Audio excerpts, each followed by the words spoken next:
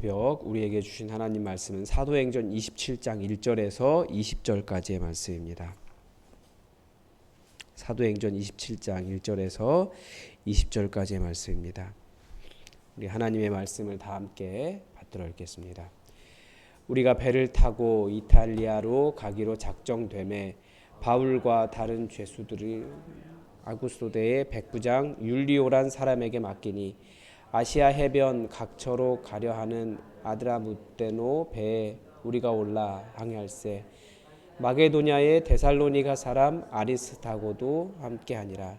이튿날 시돈에 대니 율리오가 바울을 친절히 대하여 친구들에게 가서 대접받기를 허락하더니 또 거기서 우리가 떠나가다가 맞바람을 피하여 구브로 해안을 의지하고 항해하여 길리기아와 밤빌리아 바다를 건너 루기아의 무라시에 이르러 거기서 백부장 이달리아로 가려 하는 알렉산드리아 배를 만나 우리를 오르게 하니 배가 더디 가 여러 날 만에 간신히 니도 맞은편에 이르러 풍세가 더 허락하지 아니하므로 살몬의 앞을 지나 그레데 해안을 바람막이로 항해하여 간신히 그 연안을 지나 미항이라는 곳에 이르니 라세아시에서 가깝더라. 여러 날이 걸려 금식하는 절기가 이미 지났으므로 항해하기가 위태한지라. 바울이 그들을 권하여 말하되 여러분이여 내가 보니 이번 항해가 화물과 배만 아니라 우리 생명에도 타격과 많은 손해를 끼치리라 하되 백부장이 선장과 선주의 말을 바울의 말보다 더 믿더라. 그 항구가 겨울을 지내기에 불편하므로 거기서 떠나 아무쪼록 베닉스에 가서 겨울을 지내자 하는 자가 더 많으니 베닉스는 그레데 항구라. 한쪽은 서남을 한쪽은 서북을 향하였더라.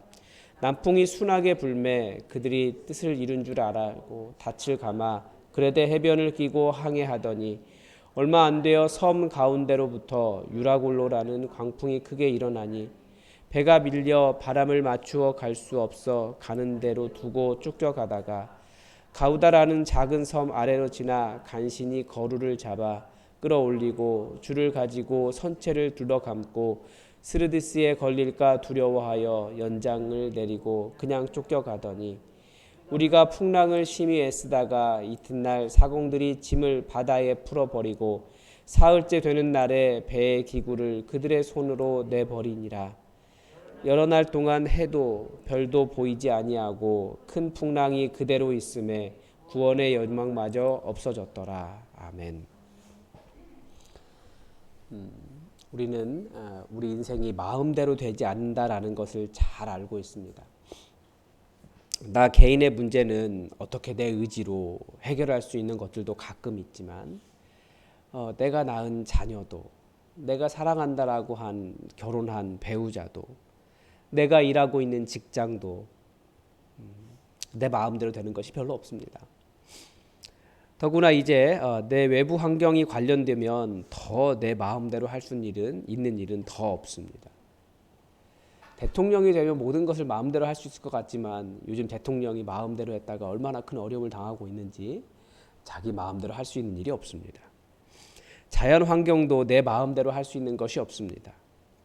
우리는 해마다 태풍이 온다는 것을 알고 있지만 또 해마다 태풍의 피해를 받습니다.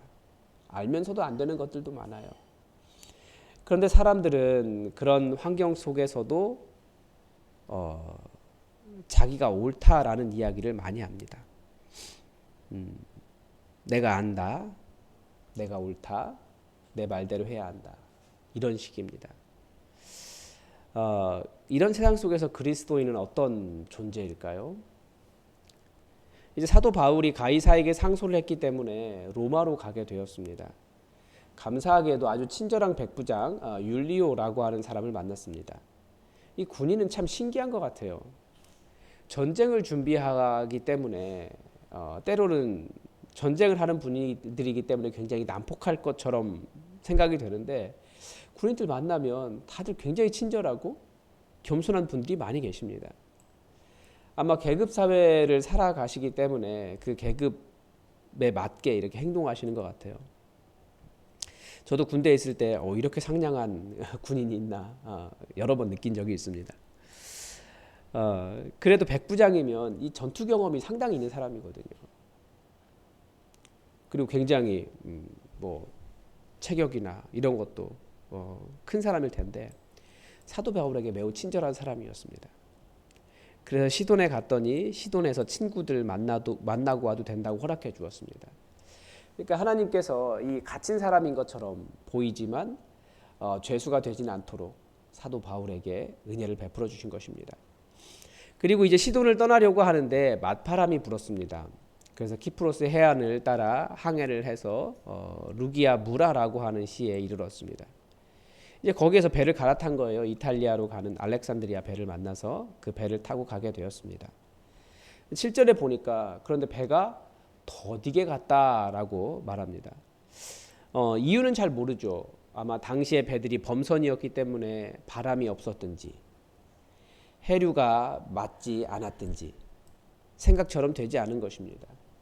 근데 그렇게 간신히 니도 맞은편에 이르러 이제는 풍세가 허락하지 않았다. 그래서 그레데 해안을 바람막이로 해서 간신히 미항이라는 곳에 이르렀습니다. 이렇게 하나님께서 로마 가야 된다라고 말씀하셨는데 가는 길이 이렇게 험할 수가 있습니까? 가는 길이 이렇게 더디게 갈 수 있습니까? 이렇게 보면 한 번도 로마를 향해 직진해 본 적이 없는 거예요. 뭐 잠깐은 가능하겠죠. 배를 이렇게 돌리면서 로마가 저쪽이라고 하면 배를 이렇게 돌리면서 가겠죠. 그런데 아마 한 번도 로마를 향해서 직진으로 이렇게 쭉 가본 적은 없을 거예요. 이렇게 갔다가 이렇게 갔다가 여기 들렸다가 여기 들렸다가 여기 들렸다가 이렇게 그것도 천천히 때로는 힘들어하면서 배 타자 맞바람 불고 가려고 하면 바람이 안 불고 또 가려고 하면 다른 바람 불고 그래서 간신히 원하는 곳에 도달하고 아마 이것이 인생이 아닌가 하는 생각이 듭니다. 그래서 이 배를 타고 하는 항해를 생각해 보면 우리는 인생을 이해할 수 있습니다. 요즘 배는 자체 모터가 있어서 구식배와는 조금 다르겠지만 이런 종류의 범선은 목적지를 향해 직진해 가지 않습니다. 바람이 불면 바람을 잘 타고 항해해야 하고 바람도 항상 내가 원하는 대로 불지 않습니다. 그래서 목적지를 향해 직진하기보다 그 바람을 타고 좌우로 움직이면서 항해를 해야 합니다. 어떤 사람들은 그런 배를 타고 왜 목적지를 향해 바로 가지 않느냐고 왜 이렇게 늦게 가냐고 왜 이렇게 더디게 가냐고 불평할 것입니다. 그러나 좌우로 바람을 타고 움직이는 것이 그래도 조금이라도 목적지를 향해 갈 수 있는 방법이라는 것을 잘 알아야 되는 거죠. 그 예전에 요트 경기하는 분들, 바람을 타고 요트를 경기하시는 분들 이야기를 들어보니까 이 바람이 항상 원하는 대로 불지 않기 때문에 바람이 역풍이 불어도 그것을 타고 이렇게 해서 목적지에 도달하는 방법이 있더라고요. 그런 식으로 가는 거예요. 우리가 사는 세상에 다들 자신이 모터를 가지고 살아가는 사람도 있겠지만 우리는 흘러가는 물 위에 떠 있는 배와도 같습니다. 바람이 불어야 가고 바람이 불지 않아도 가야 하고 맞바람이 불어도 가야 하고 풍세가 허락하지 않아도 가야 합니다. 그럴 때는 바람을 잘 이용해서 바람을 타기도 하고 아니면 더디게도 하고 때로는 바람을 피할 바람막이를 의지하면서도 가는 사람입니다. 단 목적지를 향해 직진하지 못할 수도 있다라는 것을 기억해야 됩니다. 그러나 이리저리 흔들리면서 가도 결국은 가려고 하는 목적지에 이르는 일이 참 감사한 일입니다. 그래서 멀리 가려고 하기보다 우리는 바로 가까운 목적지를 향해서 한 걸음 또 여기에서는 그 다음으로 그리고 그 다음으로 이렇게 움직이는 겁니다. 그런데 이렇게 목적지를 이쪽으로 점점 로마로 가까이 가는 것인데 어디에 이르렀다가 또 어디에 이르렀다가 이렇게 가면서 사람들이 안타깝게도 정말 가야 할 목적지인 로마를 잊어버리는 사람이 있습니다. 그 얼마 전에 수학계의 노벨상이라는 필즈상을 받으신 국내 수학자 한 분이 TV 프로그램에 나오셔서 자신이 필즈상을 받은 이유를 답을 모르기 때문이다. 이렇게 말하는 것을 보았습니다. 수학이라고 하면 우리는 문제 딱 나오면 이렇게 해서 이렇게 풀어서 답을 내는 거잖아요. 그런데 상 받으신 분이 가장 훌륭한 수학자라고 하시는 분이 나는 답을 모르기 때문에 상 받았다. 이렇게 말씀하시는 거예요. 그러면서 하시는 말씀이 답을 안다고 하는 사람은 그 답이 무너지면 모든 것이 끝나버린다는 거예요. 근데 자신은 답을 모르기 때문에 답을 찾아가다 보니까 무언가를 하고 있는 사람이더라. 그런 이야기를 하더라고요. 근데 많은 사람들이 대부분 인생들이 다들 인생의 목적지를 아는 것처럼 다른 사람들에게 조언도 하고 어떻게 되어야 한다라고 이렇게 되지 않으면 틀린 것이라고 말하며 삽니다. 그런데 그런 사람들이 말하는 목적지는 다들 중간중간에 잠시 들르고 배를 갈아타는 항구 도시일 뿐이지 진정한 목적지는 아니라는 거예요.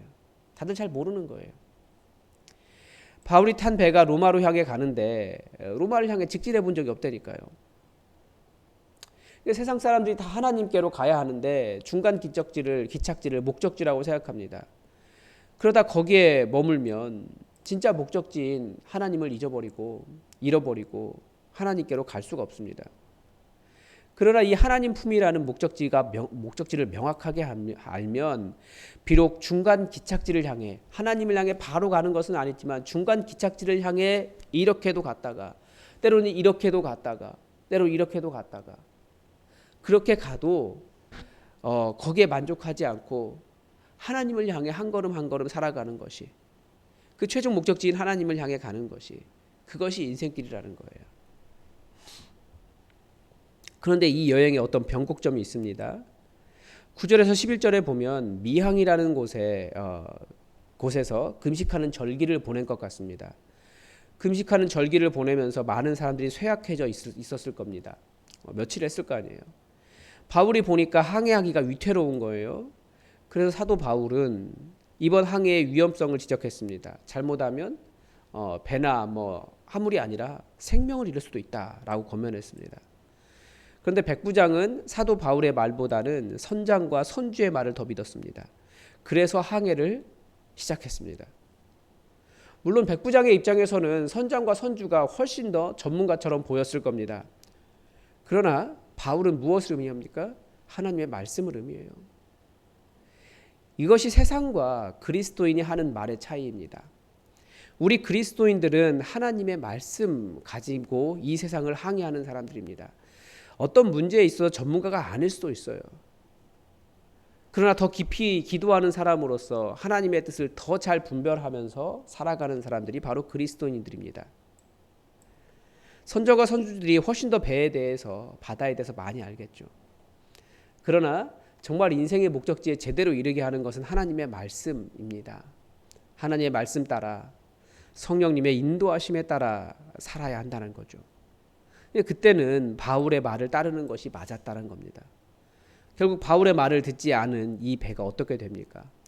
유라굴로라는 광풍도 만납니다. 스르디스도 만나고 갖은 고초를 당하다가 결국 구원의 소망이 사라져버리는 절망과 자포자기 상태에 빠져버립니다. 이 스르디스는 이 바다가 이렇게 움직이면 바다 밑에 있는 자갈이 해류에 따라 움직이는 거예요. 해류에 따라 움직이다가 이제 그 자갈과 바위들이 움직이다가 그것이 더 강해져 가지고 이제 다시 그 해류를 움직이게 되고 그러니까 배가 그 스르디스에 걸리면 이제 헤어나오지 못하는 거죠. 밑바닥에서 자갈까지 같이 돌고 있으니까. 우리 그리스도인들은 세상의 하나님의 구원에 대해 하나님의 말씀으로 부르짖는 사람들입니다. 그런데 사람들이 다들 자기 배에 내가 선주고 내가 선장이야. 내가 맘대로 할 것이고 내가 더 잘 알아. 라고 말하며 이 복음의 메시지를 외면하는 곳이 이 세상입니다. 그러다가 광풍도 만나고 스르디스도 만나고 인생 살 희망을 상실하게 되는 곳이 세상입니다. 세상은 그렇게 생각보다 그리스도인들의 메시지 많이 무시합니다. 그게 우리가 만나는 세상입니다. 그래도 세상에 그렇게 살면 안 돼라고 경고를 던지는 일이 바로 우리 그리스도인들이 하는 일입니다. 그래서 우리는 끊임없이 기도하며 하나님의 말씀을 묵상하며 하나님의 뜻을 바르게 분별하는 사람들이 되어야 됩니다. 다르게 살아야 되는 거예요. 그래서 사람들이 저 사람들은 다르구나라는 것을 보일 수 있는 그런 사람이어야 됩니다. 그들과 함께 가면서 때로는 같이 난파당하기도 합니다. 그래도 이 세상이 어디로 가야 되는지, 어떻게 가야 되는지 그들을 지키는 수호자로서 서는 사람들이 그리스도인들이라는 겁니다. 비록 그런 세상에 서서 외면받는 일이 많지만 세상 사랑하고 복음을 전하기를 포기하지 않으며 이 세상과 함께 살아가는 우리 그리스도인들이 되기를 바랍니다. 오늘도 하나님의 뜻이 우리에게 이루어지기를 주기도문으로 기도하겠습니다. 하늘에 계신 우리 아버지, 아버지의 이름을 거룩하게 하시며 아버지의 나라가 오게 하시며 아버지의 뜻이 하늘에서와 같이 땅에서도 이루어지게 하소서. 오늘 우리에게 일용할 양식을 주시고 우리가 우리에게 잘못한 사람을 용서하여 준 것 같이 우리 죄를 용서하여 주시고 우리를 시험에 빠지지 않게 하시고 악에서 구하소서. 나라와 권능과 영광이 영원히 아버지의 것입니다. 아멘.